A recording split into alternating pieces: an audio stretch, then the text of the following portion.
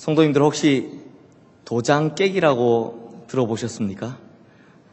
도장 깨기라고 들어보셨는지 모르겠습니다. 옛날 일본의 전설적인 검객이었던 미야모토 무사시라는 사람이 야인으로 지내던 시절, 즉 흔히 말하던 무림에 숨겨진 곳으로 있다가 갑자기 나타나서는 당시의 이름을 날리던 각 무술 도장들을 찾아다니며 겨루기를 신청하였습니다. 그러면서 그때 나와 겨루어서 내가 이기면 이 도장의 간판을 내리겠습니다. 대신 내가 지면 나는 영원히 무술계에서 떠나겠습니다. 라고 하며 유명한 무술 사범들과 겨루기를 해서 전부 이기고 그 도장의 간판들을 전부 내리는 일이 있었다고 합니다. 그때부터 사람들이 이것을 도장 깨기라고 했다고 합니다. 성도님들, 출애굽기 7장 후반부부터 드러나는 이 10가지 재앙, 너무나 유명한 이 10가지 재앙이 사실 도장 깨기의 성격을 가지고 있었다라는 것을 성도님들께서 혹시 아셨습니까?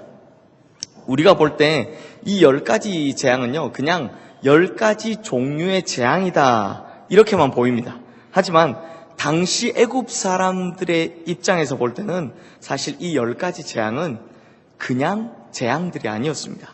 이 10가지 재앙은 그들이 섬기고 있던 신들이 하나하나 다 깨어지는 사건이었고, 그래서 그들이 믿던 신들이 죄다 허상이었음이 밝혀지는 사건이었으며, 그래서 그들이 믿고 있었던 세계관들마저 모조리 무너지는 아주 역사적인 사건이라는 것입니다. 성도님들께 좀 자세히 설명을 드리자면, 이 10가지 재앙 중 가장 첫 번째 재앙이 무엇입니까? 바로 나일강이 피로 물든 사건입니다. 사실 나일강은 애굽 사람들에게 생명의 젖줄과 같은 역할을 하는 것이었습니다. 이렇게 애굽 사람들에게는 너무나 귀한 나일강이다 보니 사람들이요, 나일강을 보호하는 신이 있다라고 믿었고, 그것도 셋이나 된다고 믿었습니다. 그래서 나일강의 범람을 관장하는 하피, 그 범람을 맡고 또 풍요를 가져다주는 여신인 이시스, 그리고 나일강을 창조하고 관리한다고 하는 크눔이라는 신이 있었다라고 믿었습니다. 애굽 사람들은요, 농사가 주업이었기 때문에 그들에게 나일강은 정말 중요한 생명의 젖줄이었습니다. 그래서 이렇게 신을 셋이나 두고 믿어왔던 것이죠. 그런데 이 나일강, 모세가 지팡이로 한번 치니까 어떻게 되었습니까? 그 세 신들 힘 한 번 못 쓰고 피로 물들어 버렸다는 것입니다. 그들에게 생명의 강물이 아니라 정말 쓸모없는 핏물이 되었다는 것입니다. 한마디로 애굽 사람들이 믿어온 이 세 신이 순식간에 무력화되어 버렸다는 것입니다. 그러므로 그들이 믿고 의지했던 우상들이 하나님의 권능 앞에서 얼마나 무력한 것인지를 여실히 드러나게 되었다는 것입니다. 두 번째 재앙은 개구리 재앙입니다. 하나님께서 왜 하필 개구리를 통해서 재앙을 내리셨는가 하면 이것도 마찬가지입니다. 애굽 사람들에게요, 몸은 사람의 목이고 머리는 개구리의 모습을 하고 있는 여신이 있었는데 바로 헤케트라고 하는 여신입니다. 이 헤케트라는 말이 무슨 뜻이냐 하면 100만이다, 정말 무지무지하게 많다, 이런 뜻을 가지고 있습니다. 어릴 때 저도 시골에서 자라면서 많이 봤지만 개구리가 알 놓으면 정말 엄청나게 많이 놓지 않습니까? 새까맣게 놓습니다. 그래서 이 헤케트 여신은 바로 다산을 상징하는 여신이었습니다. 그래서 이제 애굽 사람들은요, 전통적으로 개구리를 먹지 않습니다. 지금까지도 개구리 요리는 이집트에 없습니다. 이 고대에서는 자녀를 많이 낳는 것이 무기였고 또한 축복이었습니다. 그러니까 개구리처럼 자녀 많이 낳는 것이 그들에게는 무기였고 또 다른 축복이었다는 것입니다. 그런데 그들에게 이러한 축복, 자신의 축복을 준다고 믿었던 그 개구리를 통해서 하나님께서는 오히려 재앙을 만들어 그들을 괴롭히는 이 역설적인 사건을 만들어 버리셨다는 것입니다. 세 번째 재앙은 무엇입니까? 바로 티끌이 이로 변하는 사건입니다. 요즘에야 이 구경하기가 쉽지 않지만 제가 어릴 때만 해도 이에 물리면 뭐 이렇게 빨갛게 되는 것들을 자주 볼 수 있었습니다. 그래서 이를 잡아서 이렇게 손톱으로 터뜨리면 탁 하는 소리가 나던 그런 장면을 심심찮게 볼 수 있었습니다. 그런데 이집트에는 이 대지의 신으로 지상 만물을 지배한다고 하는 게브라고 하는 신이 있었습니다. 저 지금 밑에 누워있는 신인데요.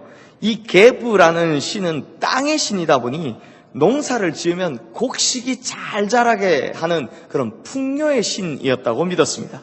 그런데 이 게브라는 신의 몸이 뭐로 구성되어 있냐면 바로 땅의 티끌로 이루어져 있었습니다.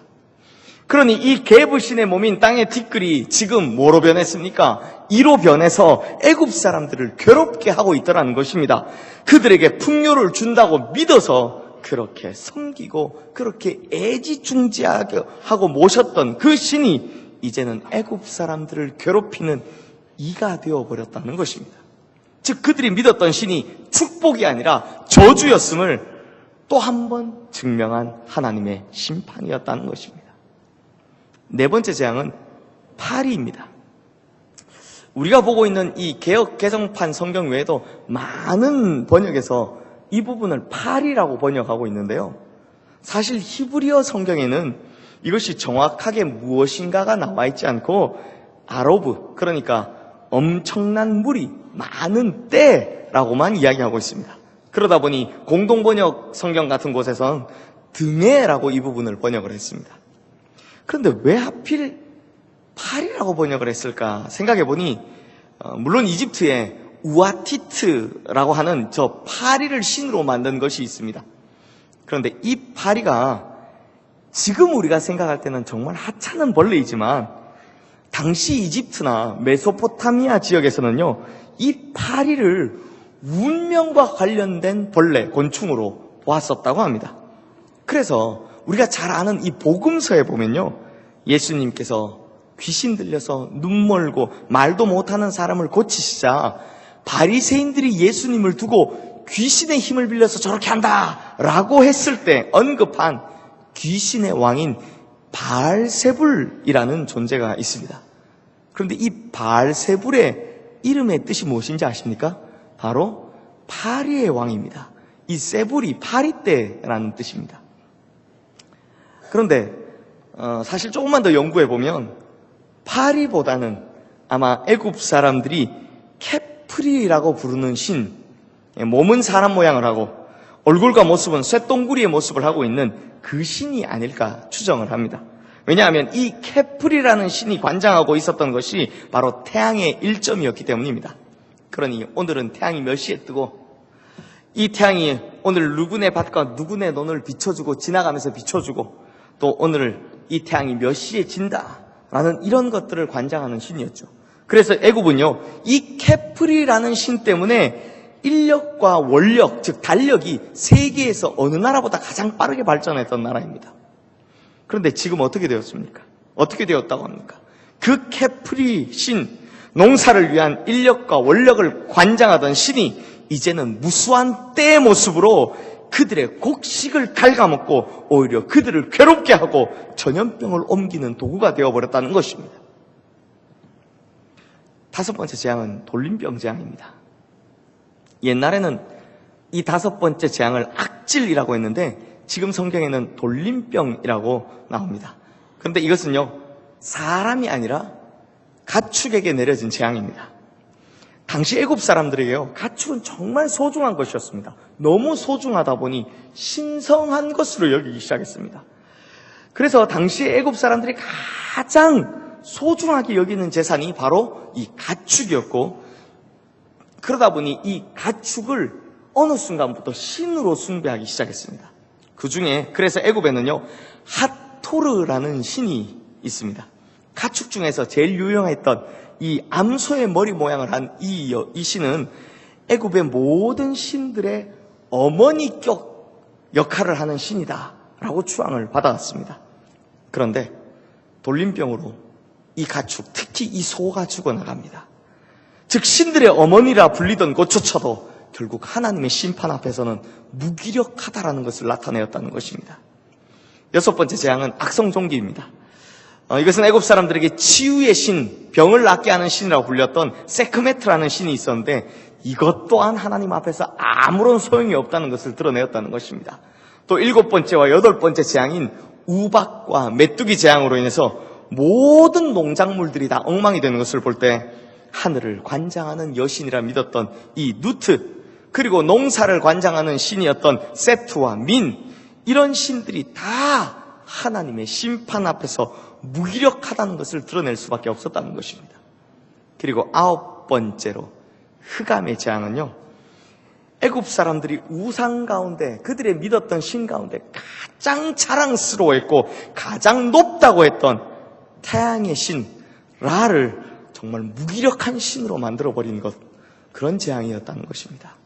그리고 마지막으로 10번째, 이 장자의 죽음에서는 스스로 신이라 칭했던 바로, 이 바로의 아들조차도 죽임을 당함으로 인간 세계의 절대적인 권력을 지녔던 바로도 하나님 앞에서는 인간, 그 이상, 그 어떤 특별한 존재도 아니라는 것을 철저하게 보여준 재앙이었다, 사건이었다라는 것입니다.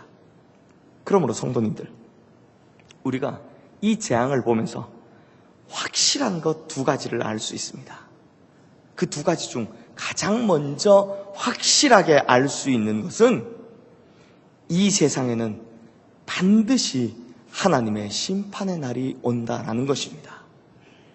성도님들, 하나님께서는요, 심판의 날에 하나님을 대적했던 그런 세력들을 반드시 심판하신다는 것입니다. 출애굽기에 나타난 이 10가지의 재앙을 살펴보면 몇 가지 특징이 있는데요. 그 중에 하나는 이 10가지 재앙 중 처음 2가지를 애굽의 요술사들도 따라했다라는 것입니다. 애굽의 요술사들이 피와 개구리의 재앙을 이 사람들도 흉내내면서 하나님의 권능과 역사를 하찮은 것으로 만들어버리려 했습니다. 우리도 할 수 있다라는 것을 보여주려고 그렇게 노력을 했습니다. 그러나 결국 3번째 재앙인 이 재앙부터는 흉내내보려 했으나 실패하고 말아버립니다. 그런데 요술사들의 이야기가 여기서 끝나는 것이 아닙니다. 하나님께서는 그냥 이들을 넘겨두지 않으셨다는 것입니다. 결정적인 사건이 바로 6번째 재앙인 악성종기 재앙에서 드러납니다. 악성종기 재앙에 관한 말씀이 출애굽기 9장 11절 말씀, 제가 읽어드리겠습니다. 요술사들도 악성종기로 말미암아 모세 앞에 서지 못하니 악성종기가 요술사들로부터 애굽 모든 사람에게 생겼습니다 라고 말씀합니다. 바로 이 악성종기의 재앙이 누구에게서부터 시작되었다고 합니까? 가장 먼저 이 요술사들로부터 시작되었다라고 합니다. 결국 이 악성종기라는 하나님의 심판이 하나님의 권능과 능력과 역사하심을 무시하려고 했던 바로 그 요술사들로부터 시작되었다는 것입니다. 하나님의 심판이 그들에게 먼저 임했다, 반드시 임했다라는 것입니다. 뿐만 아니라 앞서 본 것처럼 하나님의 자리를 대신하고 있었던 모든 우상들도 다 하나님의 심판을 받게 됩니다. 당시 애굽 사람들은 자신들이 세계의 중심이고 자신들이 세계 최강대국이라고 자부하며 살아갔습니다. 고대 사람들이 대부분 그러했지만 자신들의 나라가 이렇게 부강한 데에는 자신들이 믿는 신이 강력하기 때문이다, 가장 강력하기 때문이다라는 자부심을 가지고 있었습니다. 그러니 그들이 보기에 자신들이 섬기는 이 위대해 보이는 신들에 비해서 노예의 신, 저 히브리인들의 하나님이 얼마나 하찮게 보였겠습니까? 그렇게 그들이 믿는 우상이 가장 위대한 줄 알고 지냈지만 하나님께서는 이 10가지 재앙을 통해서 그들이 믿고 섬겼던 우상들이 얼마나 대단한 허상이었는지를 철저하고 확실하게 보여주셨다는 것입니다. 그래서 하나님께서는 애굽 사람들이 그렇게 열심히 믿고 섬겼던 하피, 이시스, 쿠눔, 헤게트, 게브, 우아티트, 케프리, 하토르, 세크메트, 누트, 세트, 민, 라, 그리고 바로까지 뭘 이렇게 많이 믿는지 모르겠습니다. 이 모든 우상들의 모든 것들을 차례대로 철저하게 다 무너뜨려 버리셨다는 것입니다. 이에 반해서 지금까지 그들이 노예의 신이라고 철저하게 무시하고 비아냥거렸던 그 하나님이 얼마나 위대한 분인가를 그들에게 확실하게 깨닫게 해주셨다는 것입니다. 그러므로 성도님들, 이 세상에 하나님을 대신하는 그 어떤 우상도, 이 세상에 하나님을 대적하는 그 어떤 우상화되는 어떤 권세나 능력도, 심지어 그 어떤 독재자나 영웅시되는 사람도 결코 하나님을 이길 수 없다는 것입니다. 결국 하나님을 대적한 이런 것들은 철저하게 하나님 앞에서 무너지게 될 것이고, 그들이 섬긴 우상은 오히려 그들에게 재앙이 될 것이라는 경고가 바로 오늘 성경이 우리에게 전해주고 있는 메시지다라는 것입니다. 그러므로 성도님들, 이 세상에 하나님을 대신하는 그 어떤 권세나 능력도 부러워하지 마시고, 이 세상 것들 중에 하나님을 대신할 만한 그 어떤 우상과 우상화되는 것들도 찾지 마시고 철저하게 하나님만 바라보고 하나님만 믿는 우리 성도님들이 되시기를 주님의 이름으로 축원합니다. 그런데 성도님들, 꼭 기억해야 할 것이 있습니다. 이 심판의 날 꼭 기억해야 할 것이, 그것이 무엇이냐면 하나님의 심판의 날은 더디 온다는 것입니다. 천천히 느리게 온다는 것입니다. 이 10가지 재앙이 있기 전 하나님께서 몇 년을 참으셨습니까? 무려 430년, 그 긴 시간을 참으셨습니다. 이 심판이 오기 전까지 430년이라는 그 긴 시간 동안 하나님의 침묵이 먼저 선행되었다는 것입니다. 왜냐하면 하나님은 언제나 오래 참으시는 분이시기 때문입니다. 하지만 확실한 것은 분명히 하나님의 심판의 때는 반드시 온다라는 것입니다. 오늘 본문에서 보는 것처럼 결국 430년이 지난 후 하나님께서는 모세의 심판의 지팡이를 들고 나타나셨기 때문입니다. 마찬가지로 우리가 지금 이 세상 살아가는 동안 참 답답할 때가 있습니다. 예수 그리스도 믿기 때문에 참아야 하고, 예수 그리스도 믿기 때문에 무시당해야 되고, 예수 그리스도 믿기 때문에 멸시당해야 하는 날들이 있습니다. 게다가 지금 아무리 하나님께서 어디에 계시냐고 외쳐보아도 하나님은 침묵할 뿐입니다.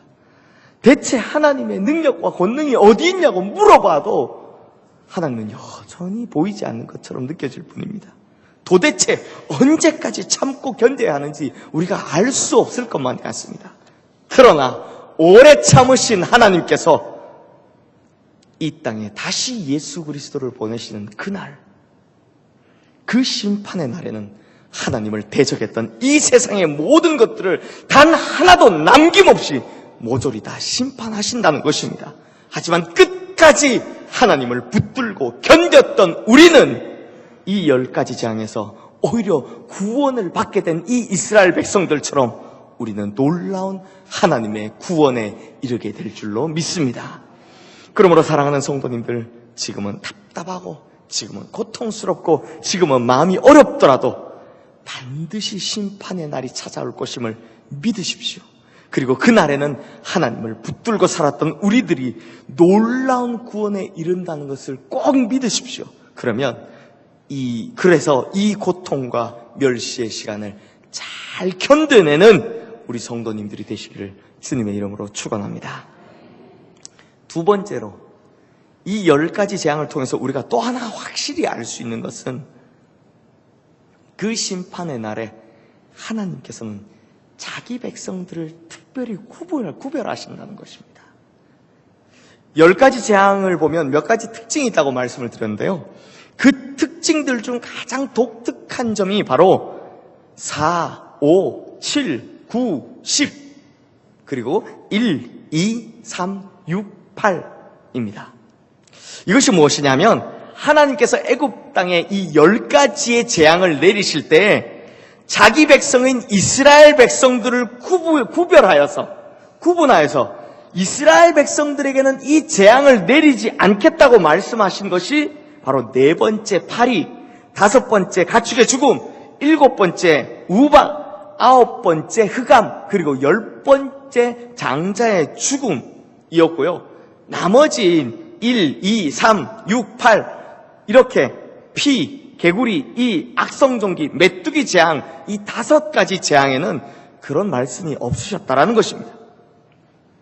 아니, 그러면 성도님들, 왜 5개일까요? 어차피 자기 백성인 이스라엘 백성들을 구원해 주실 거면 몇 개 해주시면 좋겠습니까? 다 구별해 주실 거면 몇 개 해주시면 좋겠습니까? 10개 다 해주시면 얼마나 좋겠습니까? 그럼 10개 다 해주시지 왜 하필 5개는 구별해 주시고 5개는 안 구별해 주셨을까요? 왜 그러셨을까요? 그런데 성도님들, 아무리 찾아봐도 여기서 전제 조건을 달면 제가 찾아본 책들 중에는요, 아무리 찾아봐도 그 어떤 주석에도 이것에 대한 설명을 해준 곳이 없었습니다. 그리고 제가 아무리 찾아봐도 제가 본 설교집 중에서도 누구 한 분도 이에 대한 이야기를 설교를 하신 분이 없었습니다. 그런데 제가 이게 궁금해서 정말 견딜 수가 없었습니다. 이 밤낮 시간만 나면 머릿속에서 이걸 생각해 봤습니다. 도대체 왜 그럴까 하고 있는데 몇 번을 고민하고 생각을 했는데 하나님께서 저에게 딱 하나님의 말씀 성경 한 구절을 떠올리게 하셨습니다. 그 말씀이 무엇이냐면 바로 전도서 9장 2절 말씀입니다. 제가 읽어드리겠습니다. 모든 사람에게 임하는 그 모든 것이 일반이라. 의인과 악인, 선한 자와 깨끗한 자와 깨끗하지 아니한 자, 제사를 드리는 자와 제사를 드리지 아니하는 자에게 일어나는 일들이 모두 일반이니 선인과 죄인, 맹세하는 자와 맹세하기를 무서워하는 자가 일반이로다. 이것이 무슨 말이냐면 하나님께서는 의인이나 악인에게나 또 선한 자에게나 그렇지 못한 자에게나 일반적인 환경, 즉 동일한 환경을 허락해 주신다는 것입니다.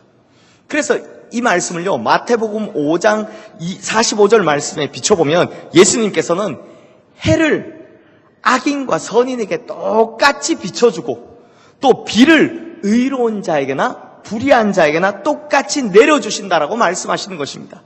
그러니 성도님들, 해가 비치는 것이 악인과 선인이 다릅니까? 모두 다 공평하게 비춰집니다. 비가 내리는데 악인은 비 맞고 선인은 비 안 맞습니까? 아닙니다. 모두 다 공평하게 비가 내린다는 것입니다. 즉 이런 환경들은 모두에게나 다 일반적인 것이고 모두에게나 다 동일하다라는 것입니다. 그럼 이것이 무슨 말씀입니까? 이 세상 우리가 잠깐 살 동안에는 어떤 어려움이 닥쳐오면 특별한 구분 없이 모두가 다 고난을 받을 수 있다라는 이야기입니다. 예를 한번 들면 전 세계 경제가 어려워지는 쇼크가 오면 믿는 자나 믿지 않는 자나 의인이나 악인이나 모두가 다 똑같은 어려움을 겪게 된다는 것입니다. 태풍이 불어오면 모두가 다 비를 맞게 된다는 것입니다. 비바람을 경험하게 된다는 것입니다. 하지만 이렇게 세상 사는 동안 함께 이렇게 모두가 다 고통당하는 날도 있겠지만 그러나 진짜 중요한 것은 결정적인 순간에 그 결정적인 순간에는 하나님께서 자기 백성들을 아주 특별하게 보호해 주신다는 것입니다. 구별해 주신다는 것입니다. 그래서 하나님께서는 이 10가지 재앙 중에서도 똑같이 어려움을 당해야 되는 5개를 두시고 또 반대로 특별히 보호해 주시는 이 5개의 재앙을 나누어서 우리에게 보여주시더라라는 것입니다. 어떻게 괜찮습니까? 이 해석이? 그리고 성도님들, 이렇게 자기 백성들에게 특별히 재앙을 내리지 않겠다라고 말씀하신 것들 중에서 가장 처음 약속하신 것이 바로 4번째 재앙인 이 파리 재앙인데요. 그에 관한 말씀이 바로 오늘 본문의 말씀입니다. 우리 오늘 본문인 출애굽기 8장 22절에서 24절 말씀을 함께 읽어보겠습니다. 그날에 나는 내 백성이 거주하는 고센 땅을 구별하여 그곳에는 파리가 없게 하리니 이로 말미암아 이 땅에서 내가 여호와인 줄을 내가 알게 될 것이라. 내가 내 백성과 내 백성 사이를 구별하리니 내일 이 표징이 있으리라 하셨다 하시고 여호와께서 그와 같이 하시니 무수한 파리가 바로의 궁과 그의 신하의 집과 애굽 온 땅에 이르니 파리로 말미암아 그 땅이 황폐하였더라. 여기에 보면 이 말씀에 보면 하나님께서 무엇이라고 약속해 주셨습니까? 바로 자신의 백성들을 그 환난 중에서 구별하시겠다라고 약속하신 것입니다. 그런데 성도님들, 우리말 성경에는요 22절과 23절에 똑같이 구별이라는 단어가 나오지만 사실 히브리어 원전을 보면 이 두 단어는요, 똑같은 단어가 아닙니다. 22절 말씀에 나오는 구별이라는 이 단어는 히브리어로 팔라입니다. 이것은 기본적으로 구별하다라는 뜻을 가지고 있지만 부가적인 설명을 하면 선택하다, 택정하다라는 뜻을 가진 구별을 의미합니다. 마치 과일 가게에 가서 이 좌판에 쫙 깔려져 있는 과일들 중에서 내가 사고 싶은 것들을 선택했다, 택정해서 내 바구니에 넣었다, 구별했다, 이런 뜻과 마찬가지인 것입니다.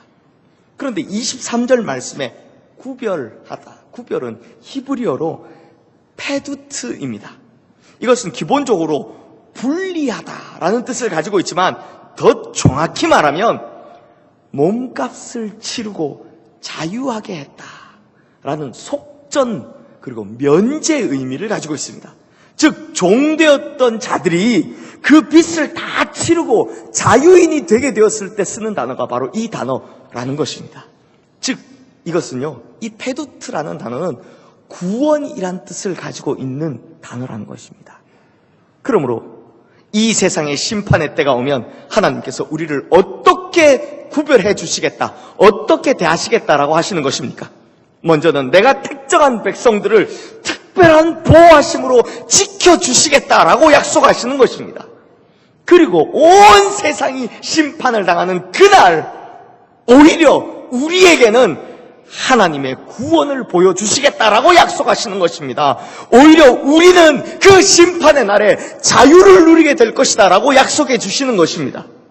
그러므로 성도님들, 하나님께서 반드시 우리를 구별해 주시는 그날이 온다는 것을 믿고 그날이 옴을 바라보며 믿음과 인내로 이 세상을 살아가시는 우리 모든 성도님들이 되시기를 주님의 이름으로 축원합니다. 지금은 비록 하나님의 선택받은 백성들이 이 세상의 어둠의 백성들과 함께 뒤섞여 살고 있지만, 그래서 같이 고난을 당하며 사는 그런 날도 있지만 절대로 영원히 그렇게 하나님께서 놔두지 않으시겠다는 것입니다. 우리가 구별되는 날, 우리가 구원과 자유를 누리는 그날이 반드시 우리에게 찾아온다라는 것입니다. 그러므로 이런 믿음을 가지고 하나님의 오래 참으심을 이해하고 인내로 이 인생의 경주를 달려나가는 우리 시흥의 모든 성도님들이 되시기를 바랍니다. 그래서 하나님의 심판의 날, 바로 그날 우리는 구별되어 영원한 나라에서 승리를 외치며 영원한 그 자유와 은혜와 축복을 누리며 살아가는 우리 모든 천국 백성 되시기를, 우리 모든 성도님들이 이러한 천국 백성 되시기를 주님의 이름으로 축원합니다. 그러므로 성도님들 힘내십시오. 지금은 비록 어렵고 힘들어도 반드시 우리가 구별되는 날이 옵니다. 특별해지는 날이 옵니다. 그 심판의 날에 모두가 고통스럽겠지만 우리만큼은 구별되어서 영원한 자유를 누리는, 그 구원을 누리는 그날이 반드시 온다는 것입니다. 그러므로 이 믿음으로 반드시 승리하는 우리 모든 성도님들이 되시기를 주님의 이름으로 축원합니다. 기도하겠습니다. 우리를 택정하여 불러주시고 구별하여 주셔서 우리에게 구원과 자유를 베풀어 주시는 하나님 아버지, 우리가 이 어두운 세상, 또 부조리한 세상 가운데 살아가고 있지만, 그래서 예수 그리스도 믿는 것이 참 힘들지만 하나님, 그러나 이제 이 믿음을 가지고 하나님의 심판의 날이 곧 다가옴을 믿고 그 믿음과 인내로 견디며 살아가게 하여 주시옵소서. 그래서 이 세상의 모든 우상들이 깨뜨려지고 하나님의 권능과 역사를 흩뜨렸던 그 모든 사람들과 모든 것들이 심판받는 그날, 우리는 택한 백성으로 구별되어 승리와 자유를 누리는 거룩한 백성, 성도가 되게 하여 주시옵소서. 천국 백성 되게 하여 주시옵소서. 그래서 그 영원한 나라, 더 이상 눈물과 고통이 없는 그 나라에서 영원한 은혜와 축복을 누리며 살아가는 백성들 되게 하여 주시옵소서. 우리를 선택하여 주시고 구별하여 불러주신 우리 주 예수 그리스도 이름으로 간절히 기도드리옵나이다. 아멘. 모두 자리에서 일어나셔서 봉헌 찬양을 드리겠습니다.